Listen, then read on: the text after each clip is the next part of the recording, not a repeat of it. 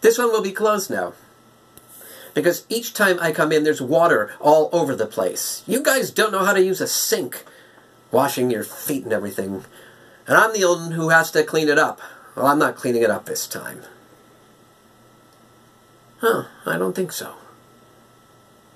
Just because you're a doctor doesn't mean that you get to order me around, okay? Don't you have any work to do? Any patients to see? What are you doing here, wasting everybody's time?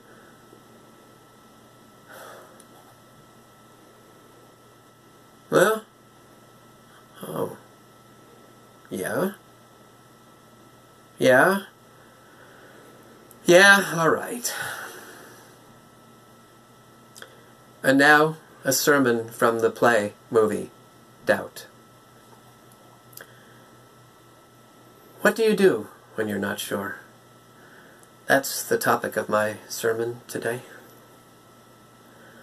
Last year, when President Kennedy was assassinated, who among us did not experience the most profound disorientation, despair?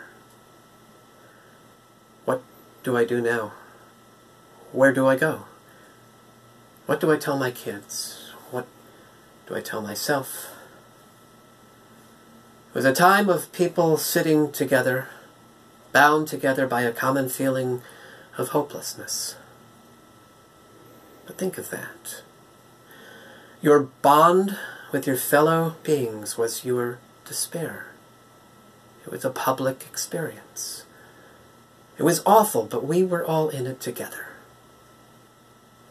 How much worse is it then for the lone man, the lone woman stricken by a private calamity? No one knows I'm sick. No one knows that I have lost my last real friend. No one knows that I have done something wrong. Imagine the isolation. Now you see the world is through a window. On one side of it, happy, untroubled people. And on the other side, you. I want to tell you a story. Cargo ship sank one night.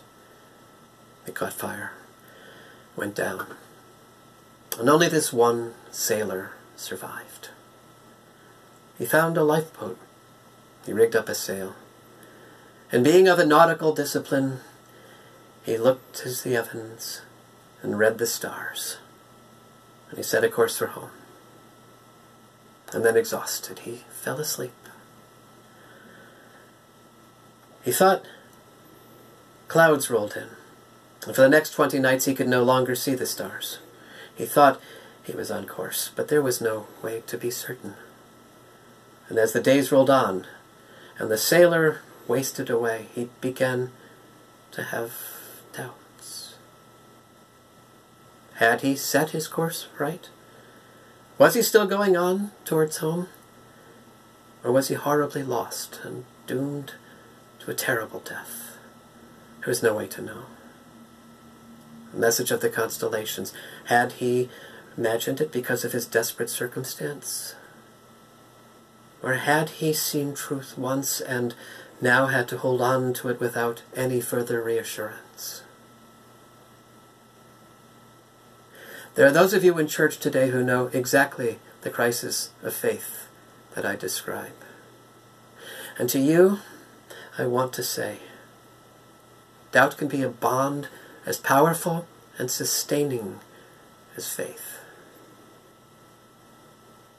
When you are lost, you are not alone. In the name of the Father, the Son, and the Holy Ghost.